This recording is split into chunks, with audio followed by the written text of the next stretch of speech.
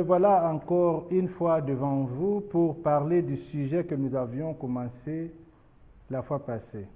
Ce message était intitulé la fois passée, le message de l'Église, que nous disons aussi le message du salut. C'est le message de l'Église, c'est le message du salut. Donc nous appelons ça aujourd'hui le message du salut parce que c'est le message que notre Seigneur Jésus-Christ nous avait donné pour que l'Église soit vraiment édifiée dans les normes normales de la sanctification, de la puissance de la résurrection. Alors, dans ce message, nous avions lu quelque chose que notre Seigneur Jésus-Christ lui-même nous a donné selon les Écritures de sa propre bouche, sa propre parole, qui est les paroles du salut. Qu'est-ce que le message dit? Ce message est dans Matthieu 23, 23. Nous lisons « Malheur à vous, scribes et pharisiens hypocrites, parce que vous payez la dîme de la menthe, de la nette et du cumin, et que vous laissez ce qui est plus important dans la loi, la justice, la miséricorde et la fidélité. C'est ce qu'il fallait pratiquer sans négliger les autres. » Voyez? Donc le Seigneur Jésus-Christ nous fait voir quelque chose de très important. Qu'il y a des choses qui sont plus importantes dans tout ce que nous faisons. Il y a des choses qui sont plus importantes. Il dit que nous devons pratiquer des choses qui sont beaucoup plus importantes sans négliger les autres. Ils doivent marcher ensemble. Les choses plus importantes et les autres qui les accompagnent. C'est ainsi qu'il dit ici. Vous payez la dîme de la menthe, de la nette et du cumin, et vous laissez ce qui est plus important. Alors que c'est cela que nous devrions pratiquer, ou que les pharisiens à cette époque et les sadducéens devaient pratiquer sans négliger les autres. D'où aujourd'hui, ce sont des choses qui sont aussi plus importantes pour nous, des choses que nous aussi nous devons pratiquer sans négliger les autres. Alors, pour respecter la parole de notre Seigneur, nous n'allons pas seulement essayer dans nos messages apporter des choses qui peuvent accompagner les choses plus importantes. Non, mais nous allons en réalité prêcher sur ce qui est beaucoup plus important et ne pas négliger les autres qui les accompagnent. Alors, les choses les plus importantes selon ce que le Seigneur Jésus-Christ nous dit, ce sont les choses qui sont les choses importantes, sont les choses plus importantes dans la loi, dans la justice, dans la miséricorde et dans la fidélité. Alors nous allons aller point par point.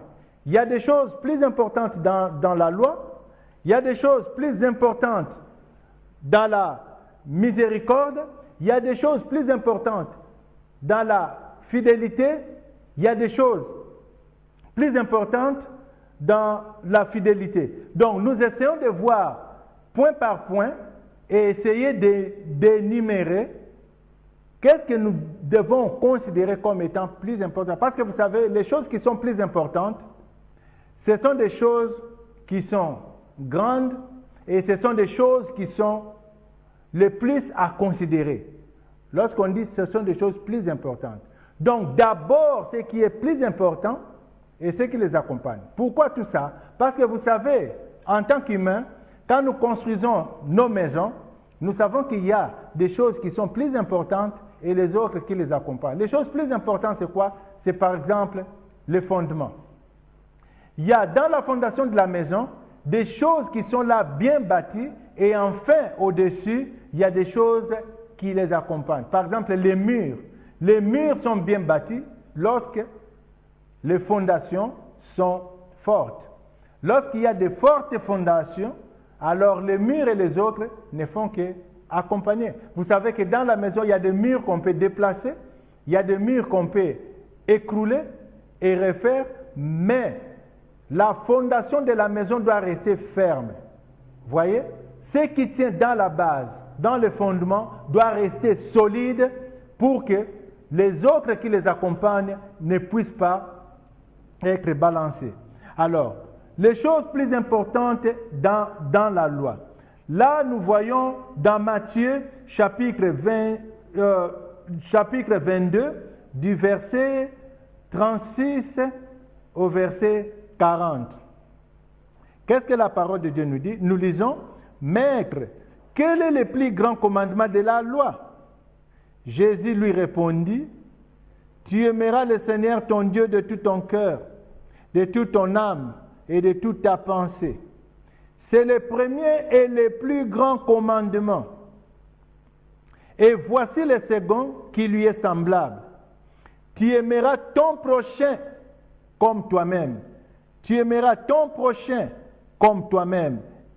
De ces deux commandements dépendent toute la loi et les prophètes. Vous voyez, la parole de Dieu nous fait voir que l'amour est la chose la plus importante qui doit être prêchée.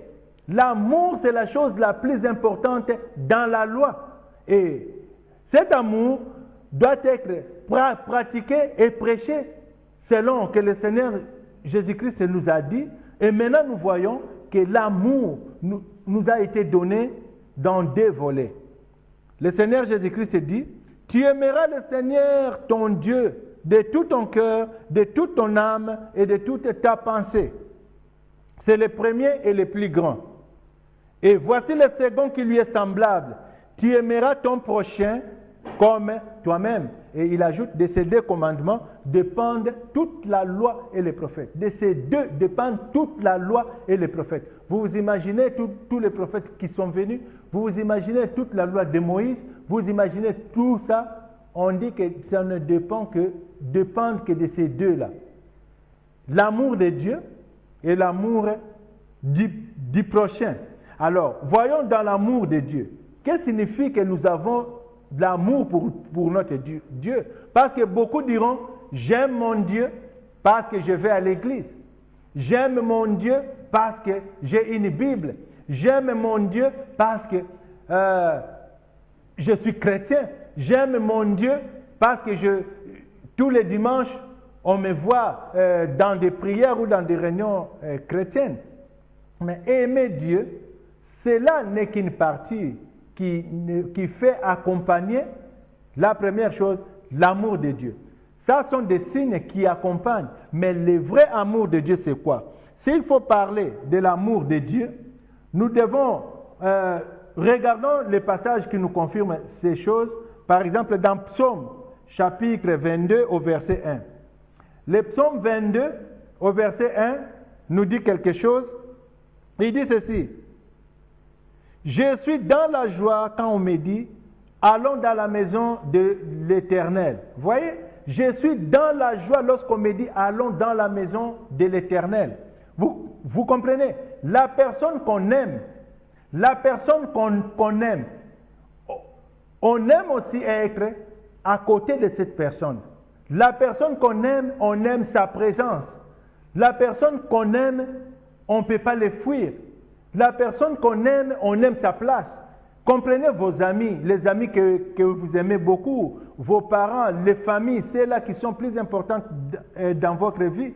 Vous trouverez que ce sont des gens que vous êtes trop rapprochés d'eux. Vous êtes trop rapprochés d'eux. Vous êtes toujours là où ces gens sont.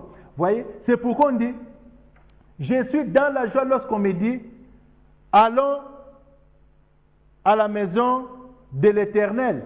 Voyez, beaucoup de gens, quand il s'agit d'aller à l'église, ils n'aiment pas venir à l'heure pour commencer les cultes ensemble avec tout le monde. Ils veulent être là en retard. Il y a des gens, lorsqu'ils entendent « allons à l'église », ils sont fatigués. Ils sont fatigués, ils ne veulent plus aller. Ils sont fatigués. Vous voyez, il y a des gens, lorsqu'ils entendent qu'il y a prière, c'est ça le moment de leur sommeil. Il y a des gens qui, lorsqu'on dit « allons à l'intercession », là, ils ont beaucoup d'autres excuses. Mais un enfant de Dieu aime se présenter devant Dieu. Vous savez, la parole de Dieu nous dit ceci. En toutes choses, faites connaître vos besoins à Dieu par des prières et des supplications avec action de grâce. Et la paix de Dieu qui surpasse toutes choses gardera vos cœurs en Jésus-Christ. Vous comprenez? Donc nous devons venir devant l'Éternel et exposer tous nos problèmes. C'est là que nous allons nous lamenter. C'est là que nous allons exposer nos problèmes. C'est là que nous allons présenter nos besoins. C'est là que nous allons pour que l'Éternel nous écoute. C'est devant l'Éternel. Ça, c'est la place de notre joie. Vous voyez, l'amour de Dieu. Parce que, vous voyez, l'amour de Dieu, tu aimes Dieu et tu aimes être là, lui présenter. Vous voyez, en tout cas, étalez votre cœur, versez tout ce qu'il y a au-dedans de vous devant lui. Vous voyez, étalez votre cœur devant Dieu, étalez tous vos besoins devant lui, passez votre temps devant lui pour que Dieu vous réponde, Dieu vous regarde en face, Dieu comprenne ce que vous voulez. C'est là, même s'il prend beaucoup de temps pour que votre parole soit entendue par l'Éternel, c'est là votre place de joie. Vous comprenez? Par exemple, nous les hommes, quand nous allons pour notre mariage, si c'est la fille que nous aimons beaucoup et que la fille ne nous a pas encore donné sa parole, le oui, nous insistons et des fois ça prend beaucoup de temps parce que l'amour est là. C'est la même chose. Devant Dieu, quand tu aimes Dieu, c'est ça la place que tu vas aimer. Quand tu aimes Dieu, c'est là la place que tu dois aller. Quand tu aimes Dieu, c'est là la place que tu dois passer beaucoup de ton temps. C'est là devant Dieu. Vous voyez, l'amour de Dieu est très important. Alors, chers frères, vous savez, Dieu est invisible. Nous ne voyons pas Dieu. Dieu, il est invisible. Alors, Dieu ne se voit pas. Maintenant, la parole de Dieu nous dit ceci. Tu aimeras le Seigneur ton Dieu et tu aimeras ton prochain comme toi-même. Parce que notre prochain, nous pouvons le voir. Mon frère est là, je peux le voir.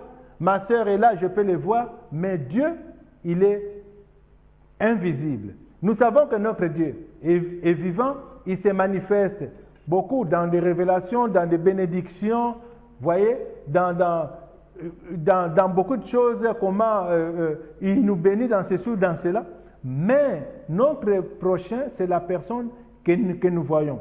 Alors, lisons ce que la parole de Dieu nous dit à propos de notre prochain. Nous lisons dans 1 Jean, nous lisons dans 1 Jean, chapitre 4, de 20 à 21. Nous sommes dans la traduction de Louis II. Il nous dit ceci. Si quelqu'un dit « J'aime Dieu » et qu'il haïsse son frère, c'est un menteur. Car celui qui n'aime pas son frère qu'il voit, comment peut-il aimer Dieu qu'il ne voit pas? Là, c'est la chose la plus importante. Il y a des gens qui passent beaucoup de temps dans la prière, beaucoup de temps dans la méditation, beaucoup de temps dans les intercessions. Vous voyez, ils passent beaucoup de temps dans toutes ces choses, mais ils ont la haine dans leur cœur. Ils ont la haine de celui-là, la haine de celui-là. Ce n'est pas normal. Un enfant de Dieu ne peut pas avoir de la haine dans son cœur. Nous savons que nous devons haïr le mal, mais nous ne devons pas haïr notre prochain. Vous voyez? Nous ne devons pas haïr notre prochain. Mais il y a des gens qui se disent enfants de Dieu, mais qui marchent dans la haine. Nous ne devons jamais marcher dans la haine. Marcher dans la haine, c'est marcher contre Dieu. Marcher dans la haine, c'est marcher contre la parole de Dieu. Marcher dans la haine, c'est marcher contre Jésus-Christ. Marcher dans la haine, c'est marcher contre la foi même que nous professons. Nous ne devons jamais marcher dans la haine. Parce que si celui que nous voyons, nous ne pouvons pas l'aimer, alors automatiquement nous ne pouvons pas dire que Dieu qui est invisible, nous aimons celui-là. C'est pourquoi vous voyez Jésus-Christ, étant Dieu lui-même, s'est manifesté dans la chair pour manifester son amour. Il s'est vu dans la chair, il est venu dans la chair, il a pris la chair pour manifester son amour. Et les humains, ceux-là qui disaient qu'ils connaissaient Dieu, n'avaient pas l'amour pour Jésus-Christ. Vous voyez, ils ne pouvaient pas aimer le Christ parce qu'eux, ils avaient l'amour dans un Dieu invisible. Mais lorsque le même Dieu a pris corps, il a pris la chair, il s'est vu devant les gens, maintenant les personnes qui étaient là, qui se disaient docteurs de la loi, qui se disaient dirigeants de peuples, de communautés, n'avaient plus le même amour qu'ils avaient toujours professé avant. Voyez, nous devons aimer notre prochain. Voyons ce que nous dit le livre de Luc. Dans Luc chapitre 10, Luc 10, de versets 27 à 37, Luc 10 nous dit ceci. Il répondit,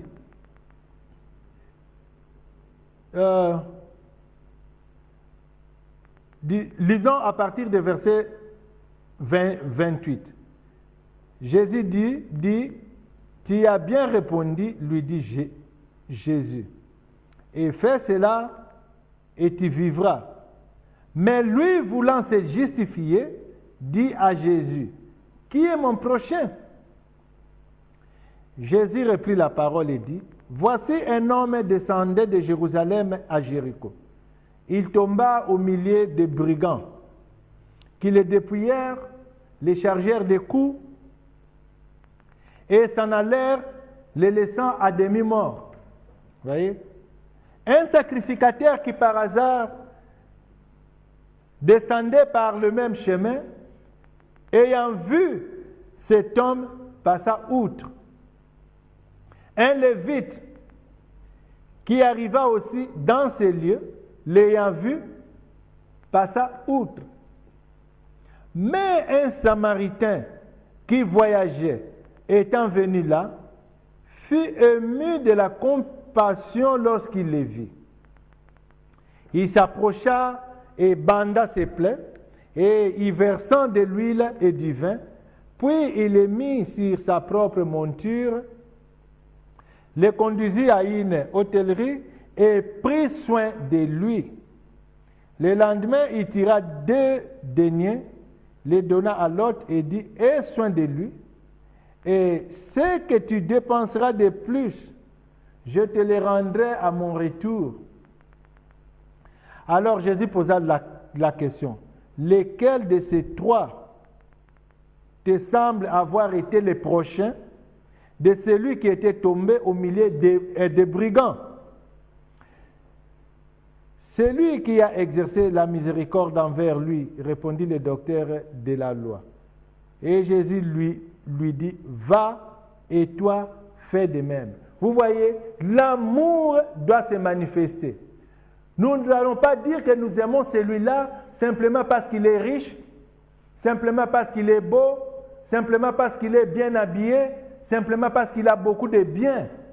Nous allons dire que nous aimons celui-là parce que nous savons participer dans sa joie, nous savons aussi le conforter, le solliciter ou venir à son aide dans son malheur. Nous devons nous approcher de lui à tout moment. Quand il pleure, nous pleurons avec lui. Quand il est dans la joie, nous nous réjouissons avec lui. Vous voyez? Mais c'est lui qui peut se réjouir avec toi, mais ne peut pas pleurer avec toi. C'est quelqu'un qui ne t'aime pas.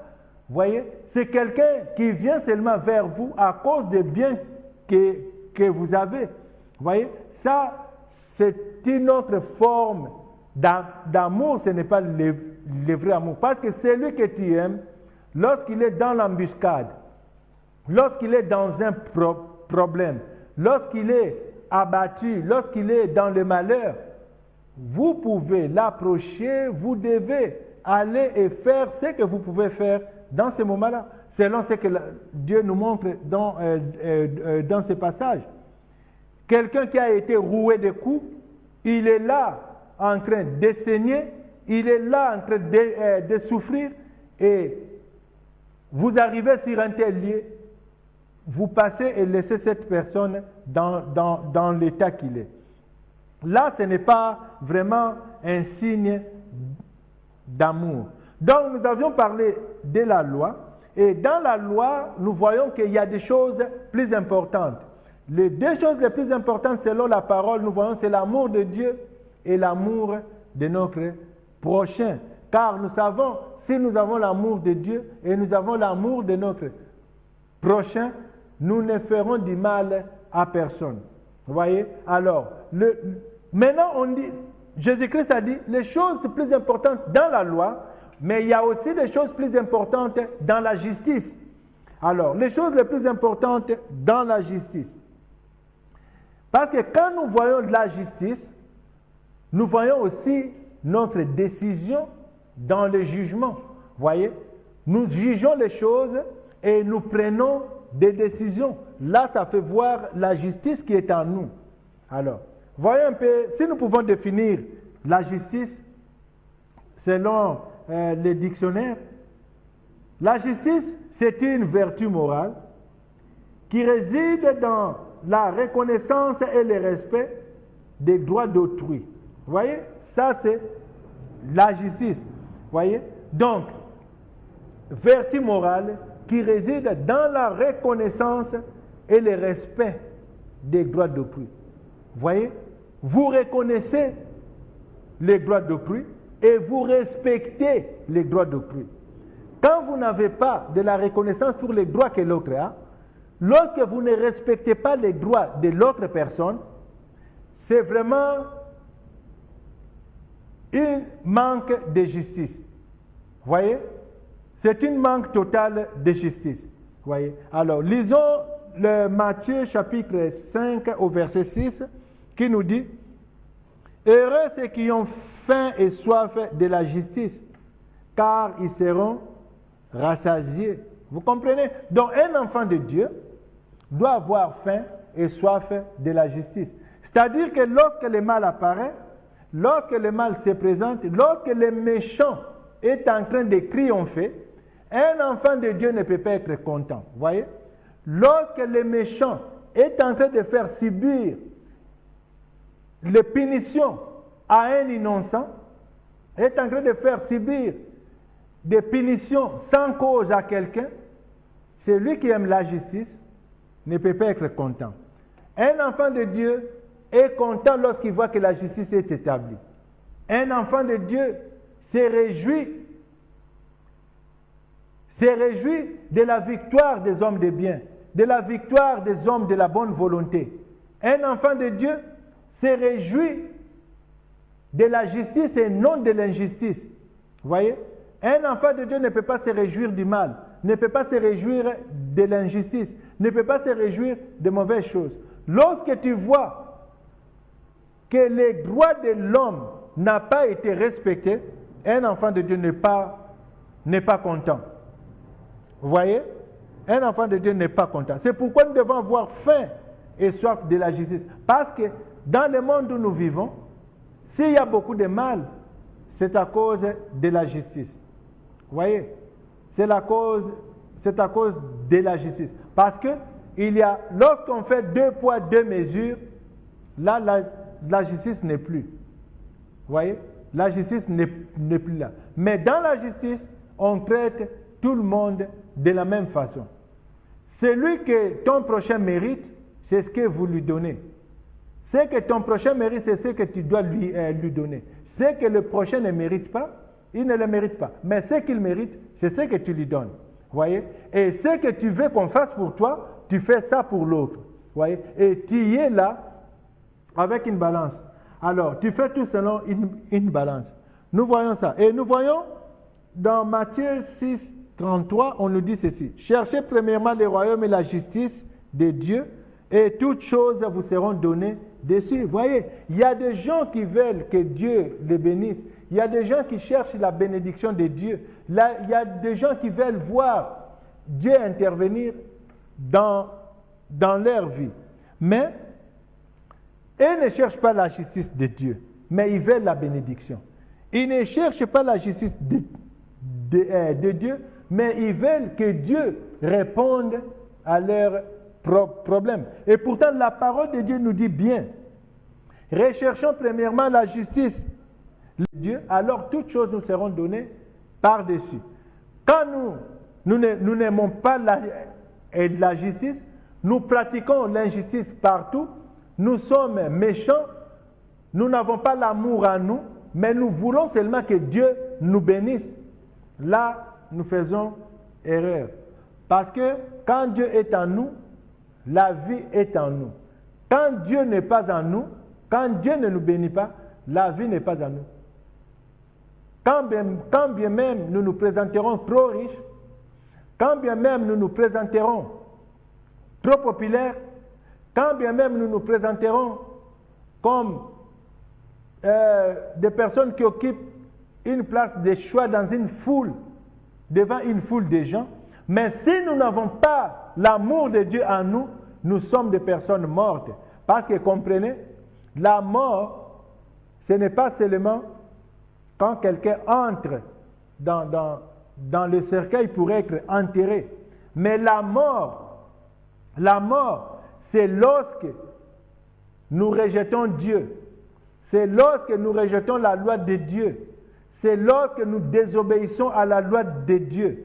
En ce moment-là, la mort entre.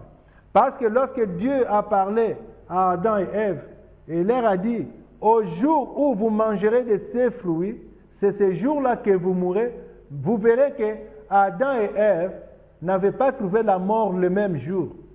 Mais une seule chose est certaine, Dieu a dit, maintenant écartons l'arbre de la vie, parce que l'homme a déjà commis le mal. Et s'il touche à l'arbre de la vie, il va rester éternellement. Donc ces jours-là, la mort était entrée dans Adam et dans Ève. Vous voyez? C'est pourquoi la parole de Dieu nous dit que c'était des créatures parfaites, créées par Dieu, mais ils n'ont resté sur cette planète que pendant 9 siècles, selon les Écritures. Ils n'ont resté que pendant 9 siècles.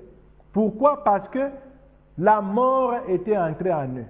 Et la mort a pris le temps pour les détruire. Parce que vous savez, le péché n'était pas aussi abondant qu'il est aujourd'hui. Et Dieu a limité. Peu importe la durée de temps qu'ils avaient fait, mais ils avaient trouvé la mort après quelques siècles. Si vous remarquez, c'est parce que Dieu avait réduit l'âge de l'homme. À partir de ça, Dieu les avait punis, la corruption était entrée. Et quand nous arrivons quelque part, donc la corruption était entrée, ça veut dire que la mort était déjà là. Et l'exemple de cette mort, vous voyez ce qui s'est passé avec Caïn et Abel. Si la mort n'était pas entrée, dans Adam et Ève, Caïn n'allait pas tuer son frère. Vous voyez? Caïn n'allait pas tuer son frère. Et si nous remarquons dans la lignée, nous verrons que quelque part, dans la période de Noé, Dieu dit l'âge de l'homme est limité à 120 ans. L'âge de l'homme est limité. Dieu a limité l'âge de l'homme à 120 ans. Il a encore réduit ça. Donc la mort était déjà entrée, mais Dieu a réduit ça. Pourquoi il a réduit ça? Parce que l'homme, à cause de la désobéissance de l'homme, à cause des mauvaises pensées qui animent toujours le cœur de l'homme. Voyez? Alors comprenons ceci. Nous devons avoir de la justice en nous, en essayant d'avoir de bons jugements en nous, en essayant d'aimer notre prochain, en essayant d'aimer Dieu. Regardons ceci. Ça, c'est l'exemple que nous avons pris. Mais quand nous allons encore quelque part, dans le livre des rois, nous verrons ce que le roi David a fait pour établir la justice. Nous verrons ce que le roi David a fait pour établir la justice. Le roi David voulait établir la justice parmi les peuples. Parce que Dieu lui avait donné de l'intelligence, Dieu lui avait donné de la sagesse, et beaucoup quittaient même leur pays pour venir écouter la justice et la sagesse du roi Salomon. Alors, nous voyons ceci. Dans 1 Roi, chapitre 3, de versets 16 à 28, une parole nous est lue là-bas. Cette parole dit ceci. Alors 2 femmes prostituées vinrent chez le roi et se présentèrent devant lui. L'une des femmes dit, « Pardon, mon Seigneur, moi et cette femme, nous demeurions dans la même maison. Et je suis accouché près d'elle dans la maison. » 3 jours après, cette femme est aussi accouchée. Nous habitions ensemble. Aucun étranger n'était avec nous dans la maison. Il n'y avait que nous deux. Le fils de cette femme est mort pendant la nuit parce qu'elle s'était couchée sur lui. Elle s'est levée au milieu de la nuit. Elle a pris mon fils à mes côtés tandis que ta servante dormait et elle l'a couché dans son sein. Et son fils qui était mort, elle l'a couché dans mon sein. Le matin, je me suis levé pour allaiter mon fils et voici, il était mort. Je l'ai regardé attentivement le matin et voici, ce n'était pas mon fils que j'avais enfanté. L'autre femme dit, au contraire, c'est mon fils qui est vivant. Et c'est ton fils qui est mort. Mais la première répliqua, nullement, c'est ton fils qui est mort et c'est mon fils qui est vivant. C'est ainsi qu'elles parlèrent devant les rois. Le roi dit, l'une dit, c'est mon fils qui est vivant, c'est ton fils qui est mort. Et l'autre dit, nullement, c'est ton fils qui est mort, c'est mon fils qui est vivant. Puis il ajouta, apportez-moi une épée. Vous voyez? Le roi dit, bon, vous dites que l'autre dit c'est son fils, l'autre dit c'est son fils, celui qui est vivant. Maintenant, apportez-moi une épée. Vous voyez? Alors, le roi dit, apportez-moi une épée. On apporta l'épée devant le roi, et le roi dit, coupez en deux l'enfant qui vit, et donnez-en la moitié à l'une et la moitié à l'autre. On devait couper l'enfant en deux et donner une moitié à chacune d'elles. Alors la femme dont le fils était vivant sentit ses entrailles s'émouvoir. Il sentit ses entrailles s'émouvoir pour son fils. Et elle dit au roi, « Ah, mon Seigneur, donnez-lui l'enfant qui vit. Et ne le faites point mourir. » Mais l'autre dit, « Il sera ni à moi, ni à toi. Coupez-le. » Et le roi, prenant la parole, dit, « Donnez à la première l'enfant qui vit, et ne le faites point mourir. C'est elle qui est sa mère. » Vous voyez? Le roi David a utilisé la justice. Le roi David a pratiqué la justice parce qu'il a trouvé que parmi les deux femmes, il y avait une femme qui aimait les biens de l'enfant, il y avait une femme qui aimait la vie de l'enfant. Mais l'autre n'était qu'une opportuniste, qui cherchait à profiter d'une opportunité, voyez, et prendre l'enfant parce qu'elle ne voulait pas le cadavre, voyez. Alors le roi a compris, il a pris la justice, il a utilisé la justice pour trancher cette affaire de manière vraiment beaucoup plus raisonnable, voyez. Ça c'est la justice. Voyez? Alors, quand nous devons pratiquer la justice, nous devons faire attention à ne pas avoir notre corps intoxiqué, à ne pas être intoxiqué par quoi que ce soit.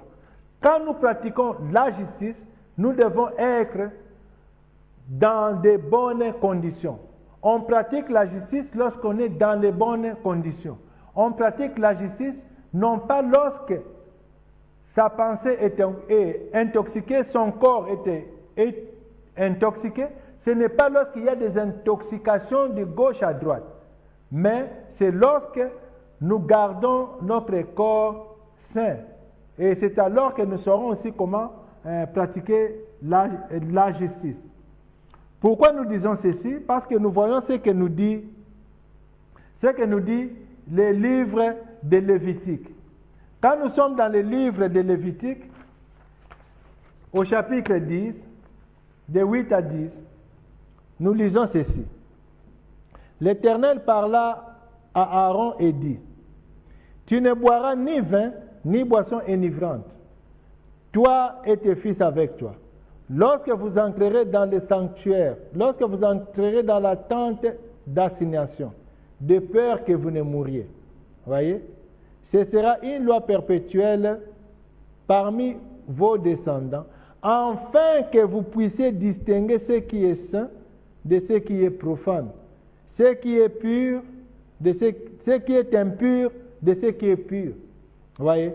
Donc, lorsqu'il y a le corps était intoxiqué par certaines choses, par certains produits, par certaines pratiques, alors on n'est plus à mesure de distinguer ce qui est bien de ce qui est mal, ce qui est saint de ce qui est profane, ce qui est pur de ce qui est impur. On n'est plus à mesure de le faire. Alors nous devons garder notre pensée, nous devons garder notre corps, nous devons garder notre bonne conscience. Nous devons être, comme on dit, dans des conditions normales et avoir un bon jugement dans ce que nous faisons. Parce que quand nous cherchons à nous intoxiquer dans beaucoup de choses, des choses qui ne plaisent pas à Dieu, des choses que Dieu n'aime pas, nous faisons d'abord fuir le Saint-Esprit. Cet esprit qui peut nous assister dans des choses que nous faisons. Cet esprit qui peut nous assister dans des décisions. Parce que le Saint-Esprit nous assiste avec ce que nous avons, même dans notre conscience. Le Saint-Esprit est là, voyez.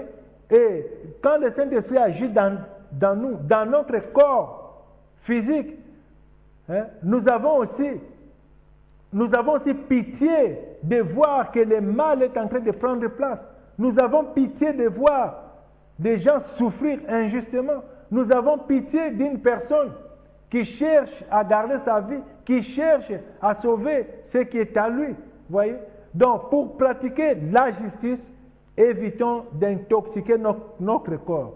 Alors, nous pratiquerons bien la justice. Parce que eux, les Lévites, dans l'Ancien Testament, parce que l'Ancien Testament, c'est l'ombre des choses à venir. Alors, dans l'Ancien Testament, ils se mettaient devant le peuple pour juger le peuple. Ils se mettaient devant le peuple pour aider le peuple à distinguer le bien et le mal. Donc, c'était des enseignants du peuple. C'était des gens qui aidaient le peuple à faire ce qui est bien, voyez, à fuir le mal et à fuir le bien. Et sachons aussi ceci, que fuir le mal et faire le bien, c'est par rapport à Dieu. Quand Dieu dit fais ceci et fais cela, ne faites pas ceci, ne faites pas cela, ça c'est la loi de Dieu, c'est ce qui est bien. Voyez, parce que la justice, c'est selon Dieu. On dit la justice de Dieu. Parce que nous, dans notre nature, nous ne connaissons pas la justice. Mais c'est Dieu qui connaît la justice. C'est pourquoi il avait envoyé la loi à Moïse pour que Moïse apprenne aux gens ce qu'était la justice de Dieu. C'est ainsi que le Christ aussi est venu pour nous apprendre sa justice, la justice de Dieu. Vous voyez? Et la parole de Dieu nous montre, même dans Matthieu 28 au verset 20, que nous sommes tous des enseignants. Nous devons enseigner en utilisant le bon sens, en utilisant notre corps, en utilisant notre physique, en utilisant les dons que Dieu a mis en nous, en utilisant ce que nous avons. Alors, quand nous croyons à Christ, quand nous venons à Dieu, nous sommes aussi des enseignants parce que la parole de Dieu nous dit nous sommes la lumière du monde. Nous sommes la lumière du monde. C'est nous qui devons éclairer ceux-là qui sont dans les ténèbres. Vous voyez? Parce que la parole que nous avons, c'est une lumière. Et cette lumière sera avec nous. Et nous allons aider ceux-là qui ne peuvent pas voir dans la... Vous savez, une personne qui est dans la lumière, c'est quelqu'un qui sait voir qu'il y a une pierre ici, il ne faut pas heurter une pierre, qu'il y a un trou ici, il faut faire attention pour ne pas y tomber. Vous voyez, celui qui est dans la lumière, il peut voir tout ça. Voyez. Mais celui qui est dans les ténèbres, Dieu a limité. Peu importe la durée de temps qu'ils avaient fait, mais ils avaient trouvé la mort après quelques siècles. Si vous remarquez, c'est parce que Dieu avait réduit l'âge de l'homme. À partir de ça, Dieu les avait punis, la corruption était entrée. Et quand nous arrivons quelque part, donc la corruption était entrée, ça veut dire que la mort était déjà là. Et l'exemple de cette mort Vous voyez ce qui s'est passé avec Caïn et Abel. Si la mort n'était pas entrée dans Adam et Ève, Caïn n'allait pas tuer son frère. Vous voyez? Caïn n'allait pas tuer son frère. Et si nous remarquons dans la lignée, nous verrons que quelque part, dans la période de Noé, Dieu dit l'âge de l'homme est limité à 120 ans. L'âge de l'homme est limité. Dieu a limité l'âge de l'homme à 120 ans. Il a encore réduit ça. Donc la mort était déjà entrée, mais Dieu a réduit ça. Pourquoi il a réduit ça? Parce que l'homme, à cause de la désobéissance de l'homme, à cause des mauvaises pensées qui animent toujours le cœur de l'homme. Voyez? Alors comprenons ceci. Nous devons avoir de la justice en nous, en essayant d'avoir des bons jugements en nous, en essayant d'aimer notre prochain, en essayant d'aimer Dieu. Regardons ceci. Ça, c'est l'exemple que nous avons pris. Mais quand nous allons encore quelque part, dans le livre des rois, nous verrons ce que le roi David a fait pour établir la justice. Nous verrons ce que le roi David a fait pour établir la justice. Le roi David voulait établir la justice parmi les peuples. Parce que Dieu lui avait donné de l'intelligence, Dieu lui avait donné de la sagesse, et beaucoup quittaient même leur pays pour venir écouter la justice et la sagesse du roi Salomon. Alors, nous voyons ceci. Dans 1 Roi, chapitre 3, de versets 16 à 28, une parole nous lit là-bas. Cette parole dit ceci. Alors, 2 femmes prostituées vinrent chez le roi et se présentèrent devant lui. L'une des femmes dit, « Pardon, mon Seigneur, moi et cette femme, nous demeurions dans la même maison. Et je suis accouché près d'elle dans la maison. » 3 jours après, cette femme est aussi accouchée. Nous habitions ensemble. Aucun étranger n'était avec nous dans la maison. Il n'y avait que nous deux. Le fils de cette femme est mort pendant la nuit parce qu'elle s'était couchée sur lui. Elle s'est levée au milieu de la nuit, elle a pris mon fils à mes côtés tandis que ta servante dormait et elle l'a couché dans son sein. Et son fils qui était mort, elle l'a couché dans mon sein. Le matin, je me suis levé pour allaiter mon fils et voici, il était mort. Je l'ai regardé attentivement le matin et voici, ce n'était pas mon fils que j'avais enfanté. L'autre femme dit, au contraire, c'est mon fils qui est vivant. Et c'est ton fils qui est mort. Mais la première répliqua, nullement. C'est ton fils qui est mort et c'est mon fils qui est vivant. C'est ainsi qu'elles parlèrent devant les rois. Le roi dit, l'une dit, c'est mon fils qui est vivant, c'est ton fils qui est mort. Et l'autre dit, nullement. C'est ton fils qui est mort, c'est mon fils qui est vivant. Puis il ajouta, apportez-moi une épée. Vous voyez? Le roi dit, bon, vous dites que l'autre dit c'est son fils, l'autre dit c'est son fils, celui qui est vivant. Maintenant, apportez-moi une épée. Vous voyez? Alors, le roi dit, apportez-moi une épée. On apporta l'épée devant le roi, et le roi dit, coupez en deux l'enfant qui vit, et donnez-en la moitié à l'une et la moitié à l'autre. On devait couper l'enfant en deux et donner une moitié à chacune d'elles. Alors la femme dont le fils était vivant sentit ses entrailles s'émouvoir. Il sentit ses entrailles s'émouvoir pour son fils. Et elle dit au roi, « Ah, mon Seigneur, donnez-lui l'enfant qui vit. » et ne le fais point mourir. Mais l'autre dit, il sera ni à moi, ni à toi. Coupez-les. Et le roi prenant la parole dit, donnez à la première l'enfant qui vit, et ne le faites point mourir.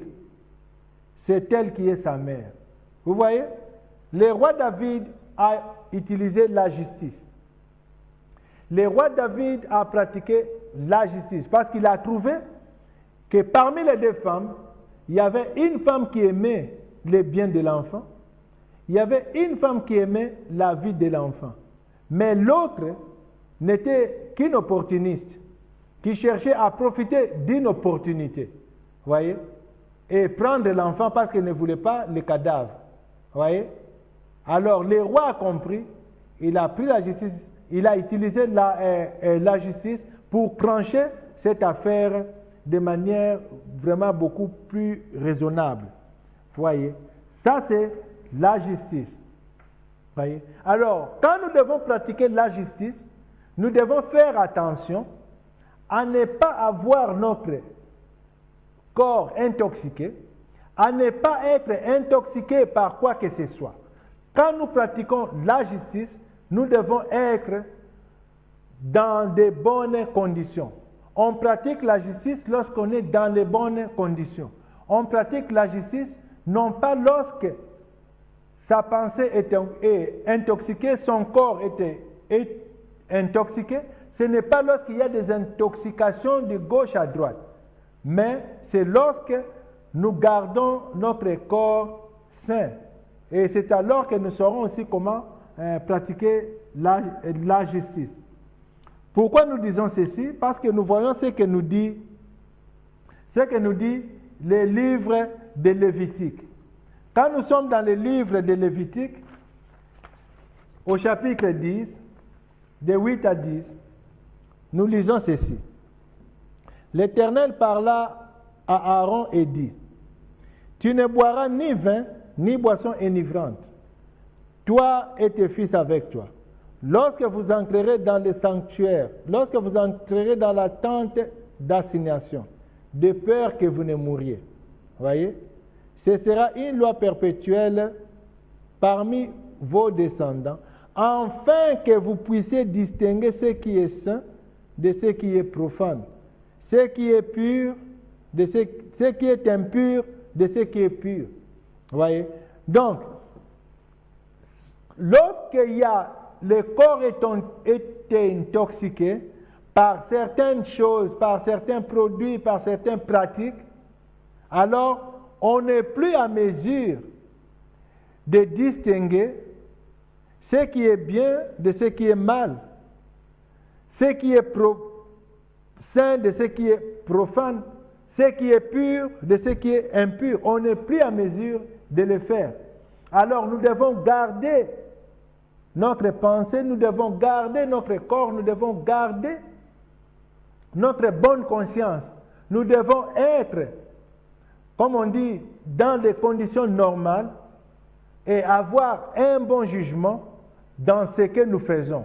Parce que quand nous cherchons à nous intoxiquer dans beaucoup de choses, des choses qui ne plaisent pas à Dieu, des choses que Dieu n'aime pas, nous faisons d'abord fuir le Saint-Esprit. Cet esprit qui peut nous assister dans des choses que nous faisons. Cet esprit qui peut nous assister dans des décisions. Parce que le Saint-Esprit nous assiste avec ce que nous avons, même dans notre conscience. Le Saint-Esprit est là, vous voyez. Et quand le Saint-Esprit agit dans nous, dans notre corps physique, hein, nous avons aussi pitié de voir que le mal est en train de prendre place. Nous avons pitié de voir des gens souffrir injustement. Nous avons pitié d'une personne qui cherche à garder sa vie, qui cherche à sauver ce qui est à lui. Voyez? Donc, pour pratiquer la justice, évitons d'intoxiquer notre corps. Alors, nous pratiquerons bien la justice. Parce que eux, les Lévites, dans l'Ancien Testament, parce que l'Ancien Testament, c'est l'ombre des choses à venir. Alors, dans l'Ancien Testament, ils se mettaient devant le peuple pour juger le peuple, il se mettait devant le peuple pour aider le peuple à distinguer le bien et le mal. Donc c'était des enseignants du peuple, c'était des gens qui aidaient le peuple à faire ce qui est bien, voyez, à fuir le mal et à fuir le bien. Et sachons aussi ceci, que fuir le mal et faire le bien, c'est par rapport à Dieu. Quand Dieu dit fais ceci et fais cela, ne faites pas ceci, ne faites pas cela, ça c'est la loi de Dieu, c'est ce qui est bien. Voyez, parce que la justice, c'est selon Dieu.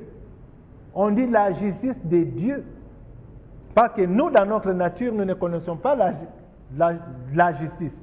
Mais c'est Dieu qui connaît la justice. C'est pourquoi il avait envoyé la loi à Moïse pour que Moïse apprenne aux gens ce qu'était la justice de Dieu.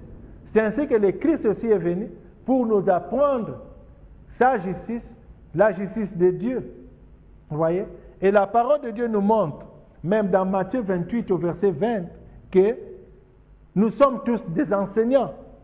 Nous devons enseigner en utilisant le bon sens, en utilisant notre corps, en utilisant notre physique, en utilisant les dons que Dieu a mis en nous, en utilisant ce que nous avons.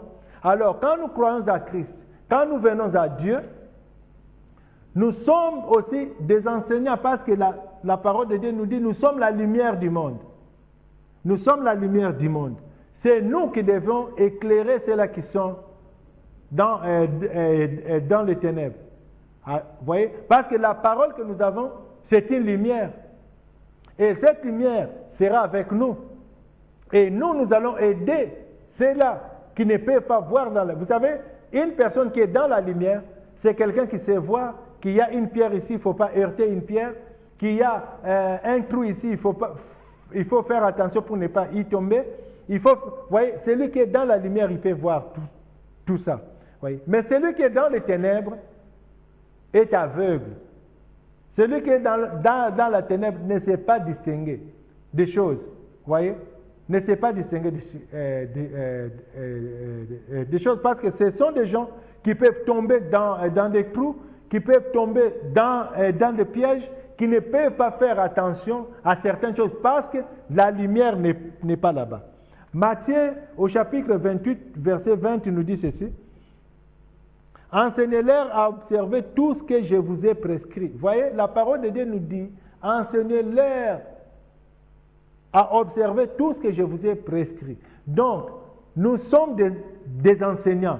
Nous devons être dans de meilleures conditions possibles, ne pas intoxiquer notre corps pour savoir amener les bons enseignements, pour savoir enseigner ce que Dieu nous a prescrit. Vous savez, quand Moïse était descendu de la montagne, il avait la loi. Et, vous voyez, il avait la loi, et la loi qu'il avait au moins 600 autres. Il y avait aussi 600 autres prescriptions qui accompagnaient cette loi-là. Pourquoi? Tout cela devait être expliqué.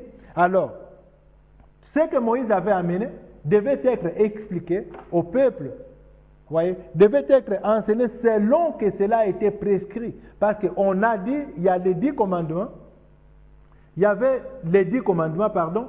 Dans les 10 commandements, il y avait les 10 commandements et il y avait encore 600 autres lois qui accompagnaient les 10 commandements. Voyez? Il y avait 600 autres lois qui accompagnaient les 10 commandements. C'était quoi? Ça, c'était maintenant l'explication des 10 commandements qu'on devait enseigner selon les prescriptions que Moïse avait amenées. Moïse avait amené la loi. Moïse avait amené les 10 commandements et la loi qui accompagnait ces 10 commandements. Et maintenant, alors il fallait expliquer tout ça aux gens en détail, parce qu'il y avait des détails dans toutes choses. De même que Jésus, il a enseigné, il a donné beaucoup de prescriptions aux disciples. Et ces choses, nous devons les enseigner.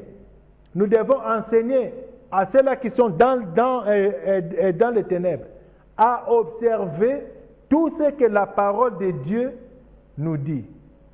Alors, nous avons parlé de la loi, des choses qui étaient plus importantes dans la loi. Nous avons maintenant parlé des choses qui sont importantes, des choses importantes dans la justice. Maintenant, nous devons aussi parler de la miséricorde.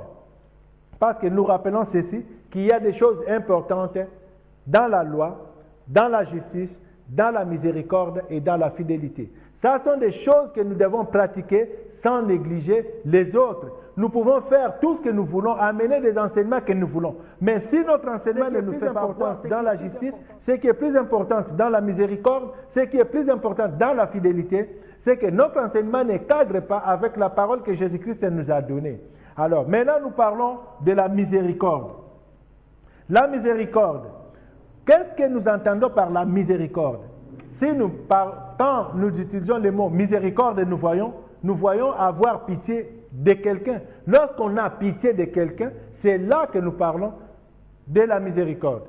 Voyez, il faut avoir pitié des gens. Voyez, lorsqu'on n'a pas pitié de quelqu'un, on ne peut pas aussi lui rendre justice. Lorsqu'on ne sait pas rendre justice à quelqu'un, on n'aime pas cette personne-là. Vous voyez comment ces choses sont très bien connectées. Donc, la miséricorde. La miséricorde, si nous voyons, nous pouvons lire ça dans Genèse 19, 19. Genèse 19, 19 nous dit quelque chose là, qui dit que « Voici, j'ai trouvé grâce à tes yeux, et tu as montré la grandeur de ta miséricorde à mon égard, en me conservant la vie. » Vous voyez, ce qu'on dit là, c'est quoi? Lot est sorti de Sodome et Gomorrhe parce que la ville devait être punie, la ville devait être brûlée. Et Dieu a envoyé ses anges pour faire sortir Lot de la ville. Et Lot est sorti de la ville et il a loué Dieu. Il a loué Dieu. Il a dit, j'ai trouvé grâce à tes yeux. Tu as montré la grandeur de ta miséricorde à mon égard. Parce que tout le monde était méchant. Tout le monde n'obéissait plus à la loi de Dieu. Tout le monde ne connaissait plus les droits de son prochain. Tout le monde faisait ce qu'il voulait. Mais Lot n'avait pas pratiqué les mêmes choses que tous ces gens. Dieu a fait justice à Lot. Il a conservé la vie de Lot. Il a épargné Lot en le faisant sortir de cette ville et en le faisant fuir vers la campagne. Et maintenant, tu vois que la miséricorde a été appliquée sur Lot. Parce que Dieu aime Lot. Lot, c'était un enfant obéissant. C'était un enfant qui pratiquait la parole juste. C'était un enfant qui avait le souci de son prochain. C'était quelqu'un qui ne voulait pas que le mal soit établi dans le lieu où il était. Alors, par la miséricorde, Dieu a utilisé la miséricorde pour appliquer sa justice. Vous voyez? Parce qu'il ne devait pas faire mourir les justes et les méchants ensemble. Dieu ne veut pas faire mourir les justes et les méchants ensemble. Vous voyez? Alors, il a sauvé Lot. Ça, c'est la miséricorde. Donc, nous avons vu les choses importantes de la loi, nous avons vu les choses importantes de la justice, nous avons vu les choses importantes de la miséricorde. Vous voyez? Et maintenant, nous allons voir aussi ce qui est important dans la fidélité. Vous voyez? Des choses plus importantes dans la fidélité. Alors, quand nous parlons de la fidélité, nous devons aussi définir ce que nous entendons par fidélité. Fidélité, c'est quoi? C'est attachement constant à quelqu'un. Lorsqu'on reste attaché constamment à quelqu'un, c'est là la fidélité. On reste attaché à quelqu'un. Vous savez, on reste attaché, ça c'est la fidélité. Même lorsqu'on est éloigné, la personne est toujours importante. Lorsqu'on est proche, la personne est toujours importante. On est trop attaché à cette personne. Voyez. Donc là, c'est la fidélité. C'est un attachement très fort. Un attachement fort entre deux personnes. Voyez. Et maintenant, qu'est-ce que nous allons apprendre dans la fidélité? La fidélité, nous allons lire quelque chose dans Lévitique 5, 15. Alors, la parole de Dieu nous dit que lorsque quelqu'un commettra une infidélité et péchera involontairement à l'égard des choses consacrées à l'Éternel, il offrira un sacrifice de culpabilité à l'Éternel pour son péché, un bélier sans défaut pris du milieu des troupeaux d'après l'estimation en cycle d'argent, selon les cycles du sanctuaire. Ici, Dieu fait voir certaines choses, qu'il y a infidélité involontaire aussi qui existe. Infidélité involontaire, c'est-à-dire que on essaie de faire des choses qui peuvent vous séparer avec la personne avec qui vous êtes attaché. Vous pratiquez des choses qui ne sont pas bien, mais sans savoir que ce que vous faites n'est pas bien. Parce que lorsqu'on parle de l'infidélité involontaire, c'est qu'on essaie d'amener devant Dieu des choses qui ne sont pas saintes, des choses qui sont profanes, des choses qui sont impures, sans le savoir. C'est pourquoi Moïse devait amener une loi avec lui. Alors, devait amener une loi, donc les commandements avec lui. Il a amené les commandements et une loi qui accompagnait ces commandements pour expliquer à tout le monde de comprendre qu'est-ce qui était bien, qu'est-ce qui était mal, qu'est-ce qui était pur, qu'est-ce qui était impur, qu'est-ce qui était profane, qu'est-ce qui était saint. Vous voyez? Il devait amener tout ça. Alors, maintenant, les personnes qui ne savaient pas distinguer tout ça devenaient infidèles de manière involontaire. Ils devenaient infidèles de manière involontaire.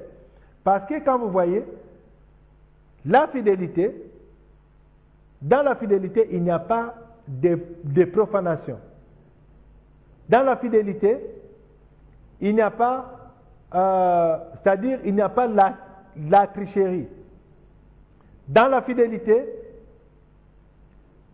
dans la fidélité, on ne pratique pas la désobéissance à une loi auquel on est soumis.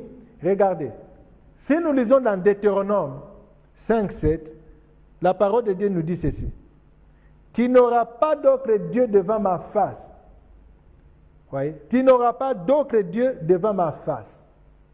Tu ne te feras point d'image taillée, des représentations quelconques, des choses qui sont en haut dans les cieux. Des choses qui sont en haut dans les cieux. Voyez? Qui sont en bas sur la terre et qui sont dans les eaux plus bas que la terre. Voyez? Tu ne te prosterneras pas devant elles. Tu ne les serviras point, car moi, l'Éternel, ton Dieu, je suis un Dieu jaloux, qui punit l'iniquité des pères sur les enfants jusqu'à la troisième et la quatrième génération de ceux qui me haïssent. Vous voyez, ici, ce qui est dit ici, c'est par rapport à l'infidélité. Il y a question de fidélité. Infidélité, c'est-à-dire chercher aussi à voir, donc c'est chercher à remplacer Dieu. Vous savez, l'homme est lié à Dieu par naissance. L'homme est lié à Dieu depuis sa création. Que nous le voulions ou pas, nous dépendons de Dieu. C'est Dieu qui nous accorde la vie. Quand nous sommes liés à Dieu, la vie est en nous. Quand nous ne sommes pas liés à Dieu, la vie n'est pas en nous.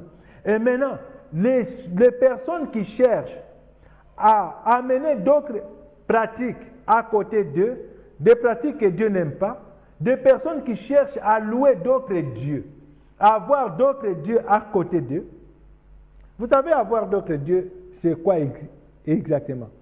Avoir d'autres dieux ne signifie pas seulement que moi je suis de telle religion et par exemple, Dieu, moi en tant que chrétien, je sais que le Dieu que nous prêchons, c'est Jésus-Christ de Nazareth. Nous parlons au nom de Jésus-Christ de Nazareth.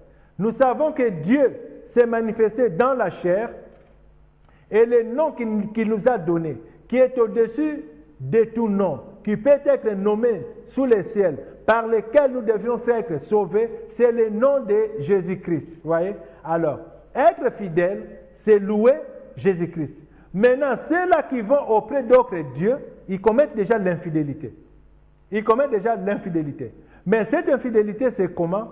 Beaucoup commettent l'infidélité en essayant de louer des choses qui donnent la valeur de Dieu. Quelqu'un qui va louer une pierre, quelqu'un qui va louer un morceau de bois, quelqu'un qui va louer, qui va essayer d'amener des pratiques que Dieu n'accepte pas. Voyez? Quelqu'un qui ne croit pas que Dieu peut les protéger, mais il pense que certaines choses qui lui a été données par certaines personnes sont ces choses-là qui font sa protection. Là, tu compares Dieu le protecteur avec les choses qui sont à côté de toi pour te protéger. Il y a même des gens qui sont allés plus loin pour dire que, mais ces choses-là, c'est Dieu qui les a créées. Oh oui, Dieu a créé un lion, mais Dieu ne t'a jamais dit, prends les os du lion pour que les os du lion te protègent. Si Dieu veut que les lions te protègent, il fera que les lions te protègent. Mais si Dieu ne permet pas à un lion de te protéger, comment va-t-il seulement permettre à ces os de te protéger? Toi-même, tu as peur du lion, mais tu vas jusque dans la forêt, chercher les os d'un certain lion et faire certaines pratiques, occuper ces os quelque part dans la maison ou pour dire que c'est ça votre protection. Ça, c'est du mensonge. C'est pourquoi la parole de Dieu dit, tu ne te feras point d'image taillée. Notre Dieu ne peut pas être comparé. Lorsque nous essayons de comparer Dieu à d'autres choses, c'est l'infidélité. Dieu nous a appelés à la fidélité. Dieu nous a appelés à la fidélité. Vous voyez? Dieu nous a appelés à la fidélité. Nous devons louer Dieu et nous devons donner juste Dieu sa valeur. Nous devons être fidèles à Dieu. Être fidèle à Dieu, c'est reconnaître que lui, il est le seul Dieu vivant. Il est le Dieu des cieux, l'Éternel qui vit au siècle des siècles. C'est lui qui nous a envoyé Jésus-Christ pour nous sauver dans ce monde. Il est le seul protecteur. Quand lui ne protège pas, nous sommes sans protection. Mais écoutez ce que la parole de Dieu nous dit maintenant. Concernant l'infidélité de l'homme, il dit, la colère de Dieu se révèle du ciel contre toute impiété et toute injustice des hommes qui retiennent injustement la vérité captive. Car ce qu'on peut connaître de Dieu est manifeste pour eux. Dieu le leur ayant fait connaître. En effet, les perfections invisibles de Dieu, sa puissance éternelle et sa divinité se voient comme à l'œil depuis la création du monde, quand on les considère dans ses ouvrages.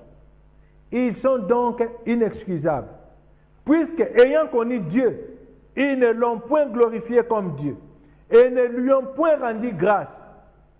Mais ils se sont égarés dans leurs pensées et leur cœur sans intelligence a été plongé dans les ténèbres. Écoutez ce qui suit. Se vantant d'être sages, ils sont devenus fous. Voyez? Ils ont changé la gloire du Dieu incorruptible en image représentant l'homme corruptible, en image représentant des oiseaux, en image représentant des quadrupèdes, en image représentant des reptiles. C'est pourquoi Dieu les a livrés à l'impureté convoitise de leur cœur, en sorte qu'ils déshonorent eux-mêmes leur propre corps, eux qui ont changé la vérité de Dieu en mensonge, qui ont adoré et servi la créature au lieu du Créateur qui était béni éternellement. Amen. Voyez? Et la parole de Dieu insiste. C'est pourquoi Dieu les a livrés à des passions infâmes. Car leurs femmes ont changé l'usage naturel en celui qui est contre nature. Et même les hommes abandonnent l'usage naturel de la femme. Se sont enflés dans leurs désirs les uns pour les autres, commettant homme avec homme des choses infâmes et recevant en eux-mêmes le salaire que méritait leur égarement. Voyez, ils ne se sont pas souciés de connaître Dieu. Dieu les a livrés à leur sens réprouvé pour commettre des choses indignes. Vous voyez, aujourd'hui, quand vous voyez des gens qui commettent des choses indignes, des choses de la honte, voyez, ils commettent des choses, donc ils sont dans l'infamie. C'est parce que ces gens ne se sont pas souciés de connaître Dieu, bien que Dieu leur a fait connaître, leur a révélé ce qu'il veut. Voyez, ils ont essayé de changer la vérité de Dieu en mensonge, c'est ce que la parole de Dieu nous dit. Voyez, et étant remplis de toute espèce d'injustice, de méchanceté, de cupidité, de malice, plein d'envie, plein de meurtre, de querelles, de ruses, de malignité, rapporteurs, médisants, impies, arrogants, hautains, fanfarons, ingénieux au mal, rebelles à leurs parents, dépourvus d'intelligence, de loyauté, d'affection naturelle, de miséricorde. Et bien, voyez ce qui est encore grave, c'est ce que Dieu insiste à la fin. Et bien qu'ils connaissent le jugement de Dieu, déclarant dignes de mort ceux qui commettent de telles choses, non seulement ils le font, mais ils approuvent ceux qui le font. Là, mes chers frères et sœurs, c'est la chose la plus dangereuse lorsqu'on devient infidèle à Dieu. Lorsqu'on essaie de changer la vérité, lorsqu'on essaie d'adorer les créatures au lieu d'adorer les créateurs. Voyez, imaginez vous-même, selon ce que nous démontre la parole de Dieu, quelqu'un qui va au champ, il coupe du bois, avec le même bois, il prépare sa nourriture, avec le même bois, il chauffe son pain. Voyez, il bouffe, après avoir mangé et rassasié, il a froid, il prend l'autre morceau qui reste, il coupe, il chauffe son corps. Mais comprenez que le même morceau de bois qui a été utilisé dans différents services, il prend la partie qui reste, il donne le morceau de bois une forme et il appelle ça son Dieu. Vous voyez, là la personne commence à adorer la créature au lieu du Créateur. Les gens qui vont s'incliner devant des représentations, comme la parole de Dieu nous a dit ici, devant certaines représentations. On représente un homme corruptible et on dit que ça c'est notre Dieu. Voyez, on représente des oiseaux pour appeler ça Dieu. On représente des quadrupèdes, on représente des reptiles. Voyez? Voyez? C'est pourquoi on dit Dieu les a livrés à l'impureté selon les convoitises de leur cœur. Vous savez, lorsqu'on devient trop attiré à certaines choses qui ne sont pas bonnes, voyez, on détruit sa propre conscience. On n'essaie plus de travailler selon la bonne conscience. Voyez, c'est pourquoi on dit que Dieu les a livrés à l'impureté selon le convoitise de leur cœur, en sorte qu'ils déshonorent eux-mêmes leur propre corps. Voyez? Pourquoi? Parce qu'ils ont changé la vérité de Dieu en mensonge. Voyez? Ils ont changé la vérité de Dieu en mensonge. Voyez? Comprenez qu'aujourd'hui, on dit, et même les hommes abandonnent l'usage naturel de la femme. Ils se sont enflammés dans leurs désirs les uns pour les autres, commettant homme avec homme des choses infâmes. Vous comprenez? Tout ça, c'est le fruit de l'infidélité. Lorsqu'on n'est pas fidèle à Dieu, lorsqu'on ne veut pas obéir à la parole de Dieu, lorsqu'on ne veut pas écouter Dieu. C'est la mort qui entre. Et quand la mort qui entre, le peuple agit comme à la folie. Le peuple agit comme à la folie. Parce que lorsqu'il n'y a pas de garde-fou, les gens vont tomber, surtout lorsque l'espace est trop glissant. Beaucoup vont tomber. Et regardons que la vie que nous menons ici-bas, personne ne sait ce qui peut arriver d'un instant à l'autre. Nous voyons des gens qui disent qu'ils habitent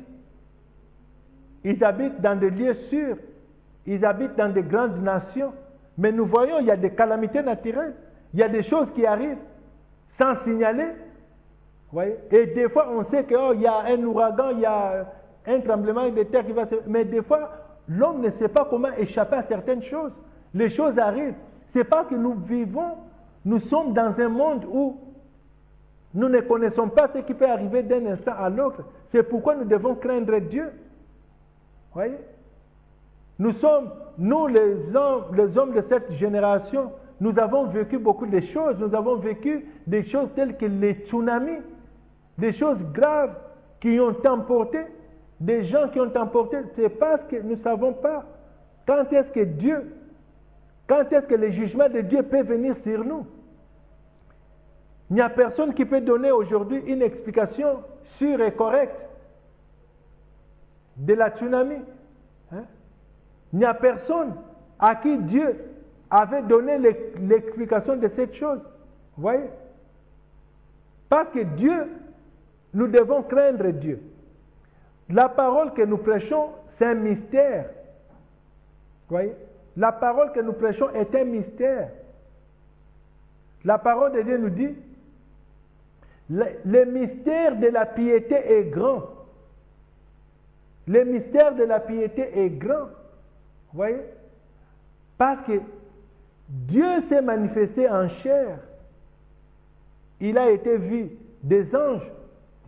Vous voyez? Il a été prêché dans le monde. Vous voyez? Il a été cru dans le monde. Et maintenant, il est élevé dans la gloire.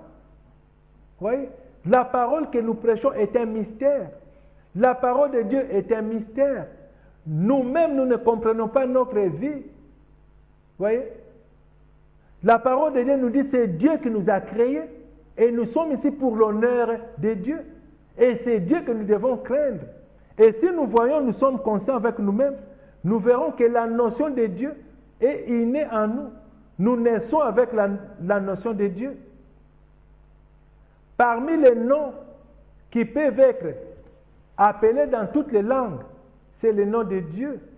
Vous verrez que dans toutes les langues, l'homme a une façon de s'exprimer pour dire Dieu, c'est-à-dire le Créateur, l'être transcendant qui vit au-dessus de nous. Vous voyez? Dans toutes les langues du monde, l'homme voit qu'en lui, il y a les besoins de Dieu.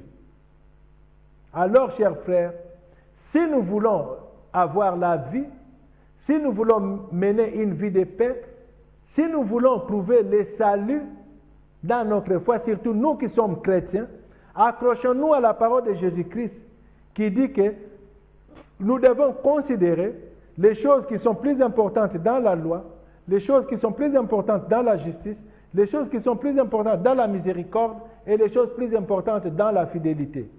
La parole de Dieu nous dit que ça sont des choses que nous devons pratiquer sans négliger les autres.